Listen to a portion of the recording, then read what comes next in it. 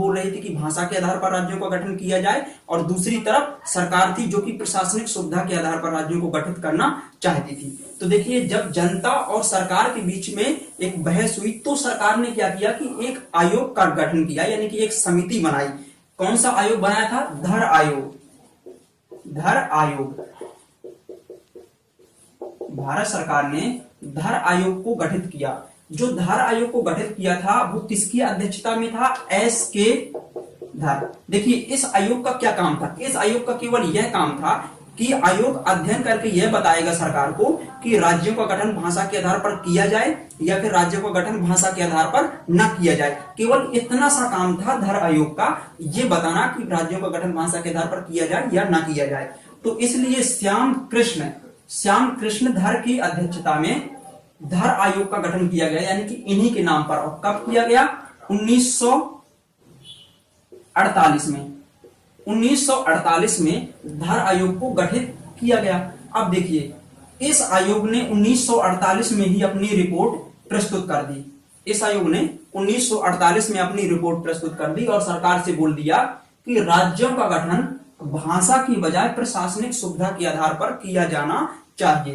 राज्यों का गठन भाषा की बजाय प्रशासनिक सुविधा के आधार पर किया जाना चाहिए। तो अब इस आयोग ने तो जनता के अगेंस्ट में बात बोल दी कि प्रशासनिक सुविधा के आधार पर, क्योंकि जनता चाहती थी कि भाषा के आधार पर राज्यों का गठन हो।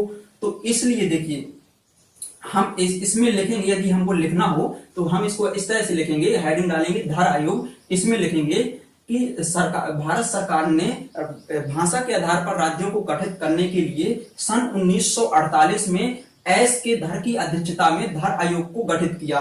धर आयोग ने 1948 में ही अपनी रिपोर्ट प्रस्तुत की और इसने अपनी रिपोर्ट में कहा कि राज्यों का गठन भाषा के बजाय प्रशासनिक सुविधा के आधार पर किया जाना चाहिए। तो इतना यहां पर लिखने के बाद अब हम लोग देखेंगे। देखिए, धर आयोग ने जब इस तरह की रिपोर्ट प्रस्तुत कर दी तो जो जनता थी वो और भी ज्यादा आंदोलन करने की मूड में आ गई, जनता और भी ज्यादा आक्रोशित हो गई। तो जनता के आक्रोश को देखते हुए भारत सरकार ने एक और कमेटी को गठित किया, और जो एक और समिति बनाई सरकार ने, तो उस समिति का क्या नाम था? जेवीपी समिति। तो अब इसको भी देखिए, हम लोग देखेंगे कि जेवीपी समिति कौन थी। जेवीपी समिति में 3 लोग शामिल थे। जवाहरलाल नेहरू, जैसे जवाहरलाल नेहरू, वी से वल्लभ भाई पटेल, पी से पट्टाभी सीतार मैया। तो ये 3 लोग शामिल थे, जवाहरलाल नेहरू, वल्लभ भाई पटेल, पट्टाभी सीतार मैया। तो इन तीनों लोगों को शामिल करते हुए भारत सरकार ने जेवीपी समिति बनाई, और ये भी समिति इसी तरह की थी धर आयोग की तरह। इसका भी काम यही था कि राज्यों का गठन भाषा के आधार पर किया जाए या फिर न किया जाए। तो जेवीपी समिति ने 1949 में अपनी रिपोर्ट प्रस्तुत की। 1949 में रिपोर्ट प्रस्तुत की और इसने भी इस बात को अस्वीकार कर दिया कि राज्यों का गठन भाषा के आधार पर किया जाना चाहिए, यानी कि इसने भी भाषा के आधार पर राज्यों को गठित करने के लिए मना कर दिया।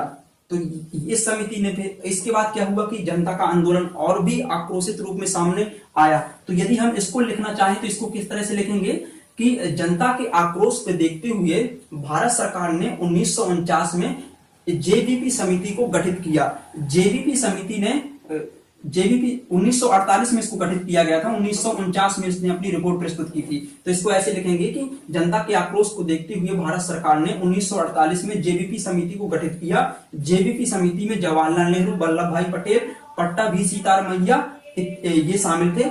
और देखिए, इस समिति ने 1949 में अपनी रिपोर्ट प्रस्तुत की और रिपोर्ट में कहा कि राज्यों का गठन भाषा के आधार पर नहीं होना चाहिए, अर्थात राज्यों का गठन प्रशासनिक सुविधा के आधार पर किया जाना चाहिए। इस कारण से जनता और भी ज्यादा आक्रोशित हो गई। ठीक है, अब यहां से समझिए फिर से इस कारण से क्या हुआ। जब इस समिति ने अपनी रिपोर्ट प्रस्तुत की तो क्या हुआ, यहां से देखिए मिटा दे रहे हैं। देखिए, इस समिति के कारण क्या हुआ, इस समिति की रिपोर्ट की वजह से जनता जो थी वो और भी ज्यादा आक्रोशित हो गई।